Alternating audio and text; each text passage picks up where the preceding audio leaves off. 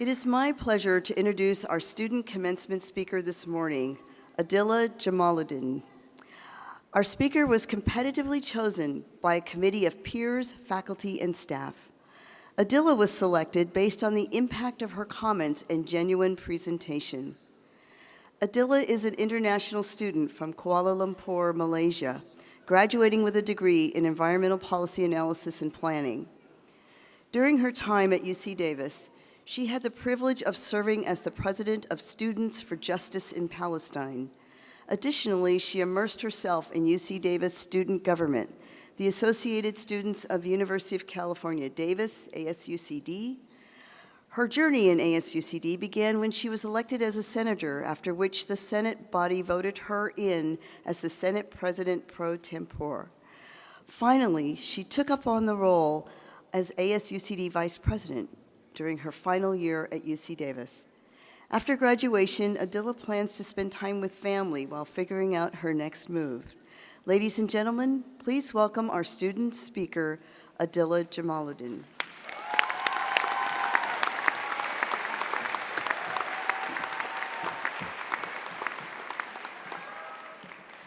To our friends and family, welcome to the College of Agricultural and Environmental Sciences 2018 Spring Commencement Ceremony. To our professors, teaching assistants, and staff, thank you for making today a reality for us. And to the graduating class of 2018, today is a celebration for all of us. Let's take a moment and give ourselves a round of applause.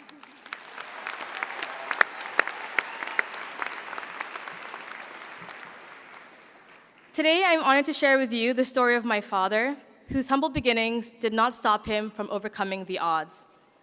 I'm sharing his story with you today because without his story, I would not have mine. His mother was illiterate, without a single cent to her name, and without his father in sight.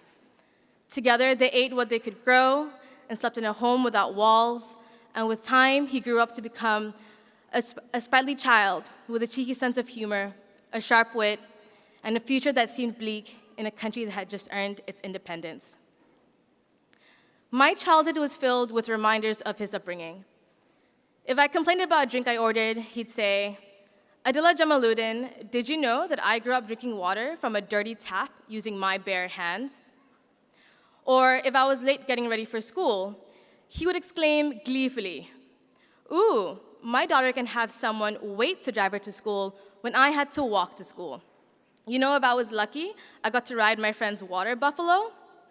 Then he would get up from his chair and pretend his arms were actually his legs, flailing about the sides of this big, silly beast, plodding its way past fields of rice in a small town. He was full of jokes, let me tell you. Most of them were dad jokes, you know, the kind of jokes that cause your eyes to roll so far back into your head. My father often credited one moment in his childhood for changing the course of his life. He was playing nearby his house one day when one of his friends came running towards him shouting, "Oi, Jamal, there's a policeman looking for you. He's been asking for you. What did you do?" So what did that scrawny little boy do? He climbed up a palm tree and did not come down until it was dark. His eyes would light up and he would start chuckling as he retold the same story to me over and over again. That policeman was his father, and he was looking to reconnect with his son after a decade of being absent. According to my father, if my grandfather hadn't decided to find him at this point in his life, he might never have gone on to achieve his PhD. He might not have even left his hometown, and you would most likely be listening to another one of my talented peers speak about life after graduation instead of me. But this is exactly the point that I'm trying to make. It is that we can have an idea of how life after today is supposed to be like. But ironically, the only reliable aspect of life is its unpredictability. I experienced this firsthand when I lost my father suddenly in the spring of my freshman year. Losing him was devastating. I felt I could actually feel my heart, the simple grace of its heartbeat, and all the vulnerability hiding behind it. Your heart never completely heals when you lose a parent, but is an experience from which you grow.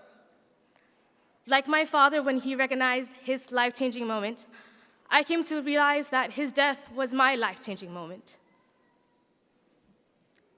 These are moments in your life that hold significant value.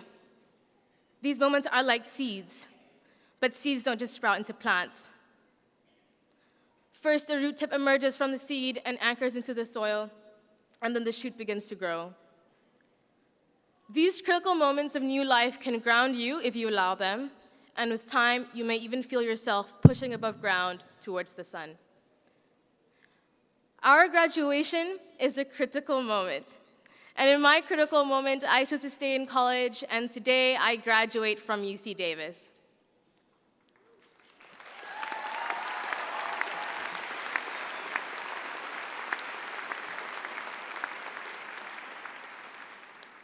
Today is for my father, for myself, and for each of you who have made UC Davis your home. My time at UC Davis was challenging, but incredibly rewarding.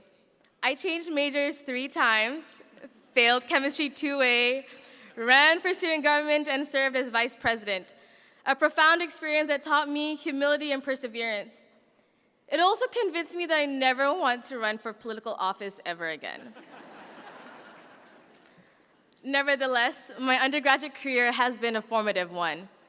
Under the guidance of professors and mentors, I realized my capacity for intellectual development.